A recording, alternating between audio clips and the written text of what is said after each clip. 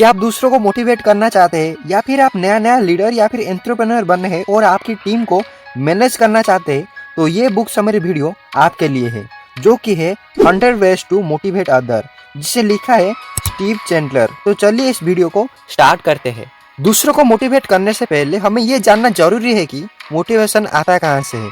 No where motivation comes from. एक बार इस बुक के ऑथर स्टीव चैंडलर के पास एक मैनेजर आया और ऑथर से बोला कि मैं अपने सेल्स टीम को स्ट्रॉन्ग एंड इम्प्रूव करना चाहता हूँ। मुझे आप कुछ ऐसा बता सकते हैं कि मैं कैसे मेरी सेल्स टीम को मोटिवेट करूँ उन्हें इम्प्रूव करने के लिए। ऑथर ने उस मैनेजर को कहा कि तुम अपनी टीम को मैनेज नहीं कर सकते। ये सुनकर मैनेजर चौंक गया और बोला कि मैंने तो सोचा था कि आप मुझे कुछ ऐसा टिप्स देंगे मैनेज करने के लिए अपनी टीम को, लेकिन आप सीधा सीधा मना कर दिए। फिर ऑथर ने बोला कि आप अपनी टीम को डायरेक्टली कंट्रोल नहीं कर सकते।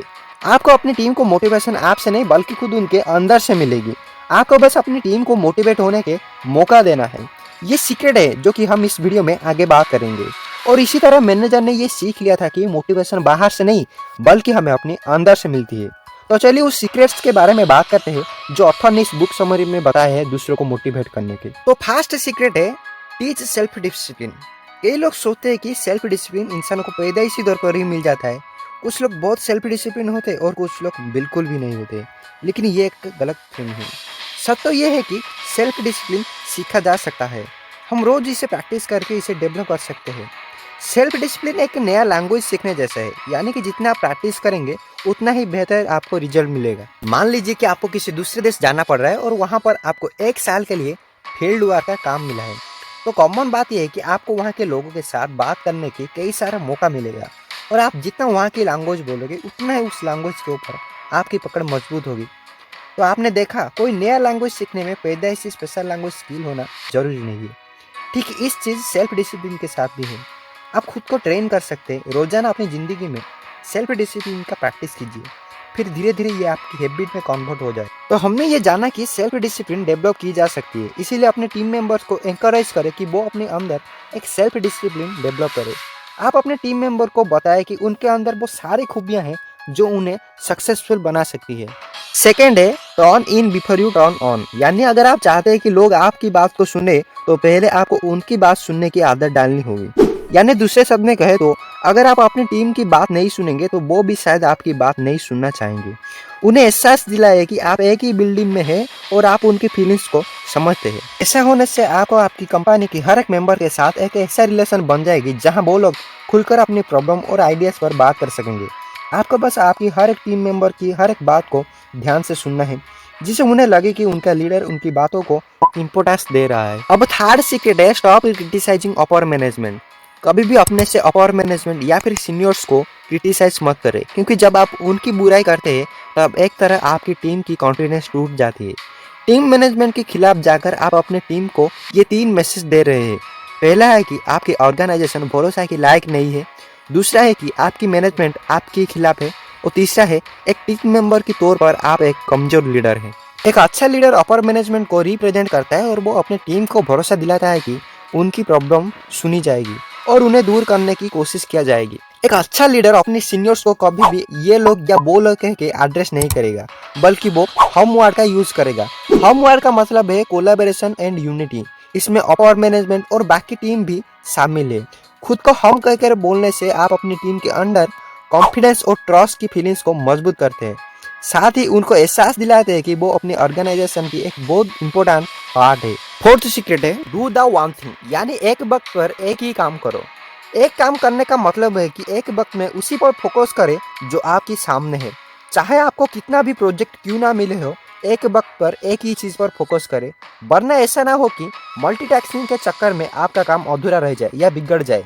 जैसे कोई फ़ोन कॉल लेते टाइम पूरा ध्यान से कॉल करने वालों की बात को सुने, अपना मूड अच्छा रखे ताकि सामने वालों को भी पॉजिटिव वाइब्रेशन जाए। इसीलिए एक टाइम पर एक ही काम में फोकस करें, इससे आपकी माइंड शांत रहेगा और उस वार से आपको अच्छा रिजल्ट मिल सकेगा। और आपको अच्छा रिजल्ट मिलने से आपकी टीम की ग्रोथ होगी और आपकी टीम मेंबर्स उस काम को लेकर मोटिवेटेड रहेंगे। और अब अगला यानी फिफ्थ सीक्रेट है कीप गिविंग फीडबैक। हर एक इंसान फीडबैक चाहता है, इसीलिए दूसरों को मोटिवेट करने का फीडबैक एक इम्पोर्टेंट सीक्रेट है। कई बार कुछ लोग फीडबैक ना देने की वजह से नेगेटिव सोच लेते हैं। जैसे कि एक कपल है जो कि पार्टी में जा रहे होते और वाइफ अपने हस्बैंड से पूछता है कि ये साड़ी कैसा है, हस्बैंड उस पर बस यही बोलता है कि हाँ अच्छा है, अब जल्दी चलो, लेट हो रहे हैं। फिर उसकी वाइफ वहाँ पर बोलता है कि हाँ मुझे पता है कि ये साड़ी मुझ पर अच्छा नहीं लग रहा है। फिर भी उस हस्बैंड ने उस साड़ी के डिजाइन और स्टाइल के बारे में कुछ भी नहीं बोलता है। फिर भी उसकी वाइफ उसे एक नेगेटिव फीडबैक की तरह ले लेता है। तो यहाँ पर हमने ये जाना कि फीडबैक ना देना भी एक नेगेटिव फीडबैक की तरह है, इसीलिए फीडबैक जरूरी है। अब अगला यानी सिक्स्थ सीक्रेट है get input from your people. एक अच्छा लीडर जो अपने टीम मेंबर्स को मोटिवेट करना चाहता है वो उनसे इनपुट लेता रहता है। ये प्रैक्टिस ना सिर्फ आपके लिए फायदेमंद है बल्कि उसके साथ साथ उन लोगों के लिए भी अच्छा है जिनसे आप इनपुट ले रहे हैं, यानी जिन्हें आप मोटिवेट करना चाहते हो। मान लो कि एक मैनेजर जो कि अपनी टीम से कुछ इस तरह से बात करता है, कैसा हो, क्या चल रहा है, क्या हाल है आपकी डिपार्टमेंट का, क्या आप लोग मैनेज कर पा रहे हैं, मैं बस यहाँ से गुजर रहा था कि सोचा कि चेक कर लूँ। तो ये सारे बातें जो मैनेजर अपनी टीम से बोल रहा है वो उन्हें सिर्फ अपनी बातें बता रहा है, ना कि उनसे कोई इनपुट ले रहा है। ऐसे बोलने से आपकी बातों से कोई भी मोटिवेट नहीं होने वाला है, बल्कि उन्हें मोटिवेट करने के लिए उस मैनेजर को कुछ इस तरह से बोलना होगा जिससे कि उस टीम मेंबर से इनपुट मिल सके और एम्प्लॉयज को ग्रेट आइडिया मिले। जैसे कि हम अपना बॉइंग बिहेवियर अपने कंपटीटर से कैसे डिफरेंट रखें, हम ज़्यादा से ज़्यादा कस्टमर को अट्रैक्ट करने के लिए क्या करें, कोई एम्प्लॉय अगर किसी कस्टमर का नाम याद रखता है तो उसे कैसे रिवार्ड करें। तो ये सारा अच्छा सवाल पूछने से उस एम्प्लॉय से इनपुट मिल सकेगा और उनकी सोच उन्हें नया आइडिया डेवलप करने में मदद करेगा, जिससे उन्हें मोटिवेशन मिलेगी। और अब अगला सीक्रेट है एक्सीलरेट चेंज, यानी जब बदलाव की जरूरत पड़े तो बदलाव लेकर आओ।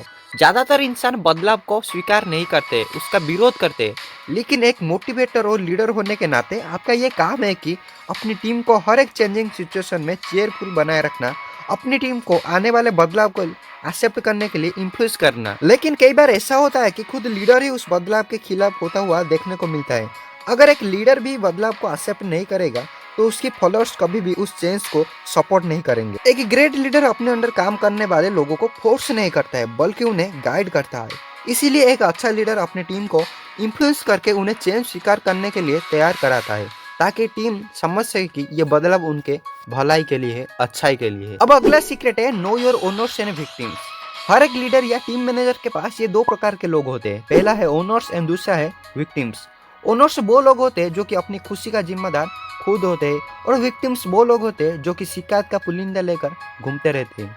उनके पास सुनाने के लिए सिर्फ दुख भरी कहानियां होती है, वो हमेशा दूसरों को या फिर उस सिचुएशन को शिकायत करते हैं। एक लीडर और मोटिवेटर होने के नाते आपको अपनी ओनर्स एंड विक्टिम्स को जानना जरूरी है और धीरे धीरे करके उन विक्टिम्स को अपने ओनर में बदल देना चाहिए। विक्टिम्स को ओनर में बदलने का तरीका जो कि ऑथर ने बताया है कि उन विक्टिम्स के सामने आप बेहद खुश रहे और उन्हें इशारा में समझाए कि जब वो शिकायत करने के बजाय खुद ही प्रॉब्लम का सॉल्यूशन ढूंढ लेते हैं तब आपको कितनी खुशी मिलती है, और जब वो ऐसा करे यानी रेस्पॉन्सिबल बने तब उनकी तारीफ कीजिए और वो धीरे धीरे ओनर में कन्वर्ट हो जाएंगे।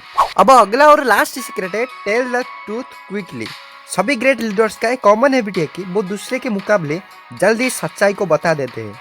इसे समझने के लिए ये किस्सा, ऑथर के पास कई सारे सेल्समैन आते थे जो कि ऑथर के सामने अपना लिमिटेशन रखते थे।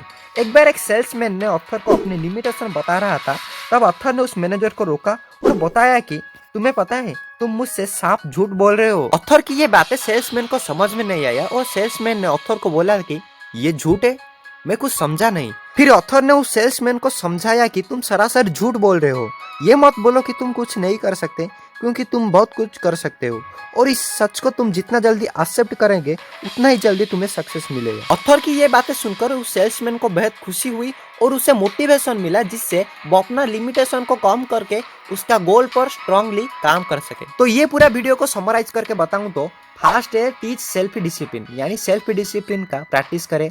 सेकंड है turn in before U turn on, यानी अपने अंडर काम करने वाले लोगों को ध्यान से सुने।